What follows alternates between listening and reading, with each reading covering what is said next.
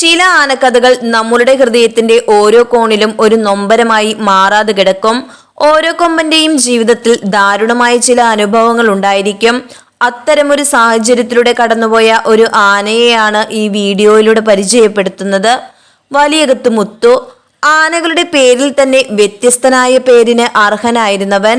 കല്ലൂർ വലിയകത്ത് വീട്ടിൽ ഗുൽമുഹമ്മദിന്റെ ഉടമസ്ഥതയിലുള്ള ആനയായിരുന്നു മുത്തു.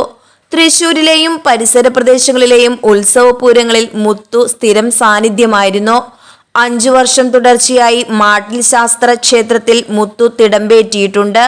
ഒരിക്കൽ മുത്തുവിന്റെ ജീവിതത്തിലുണ്ടായ ദാരുണ സംഭവം അവന്റെ ജീവിതത്തെ തന്നെ മാറ്റിമറിച്ചു.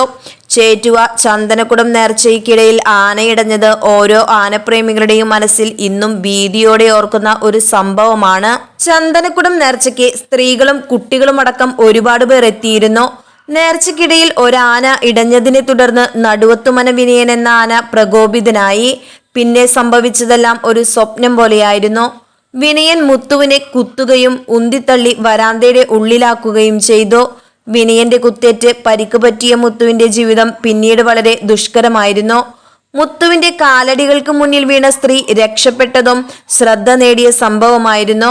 71 വയസ്സുള്ളപ്പോൾ പ്രായാർധിക്യം മൂലമുള്ള അസുഖങ്ങൾ കാരണം തളർന്നു വീണാണ് വലിയകത്ത് മുത്തു ചെരിയുന്നത്.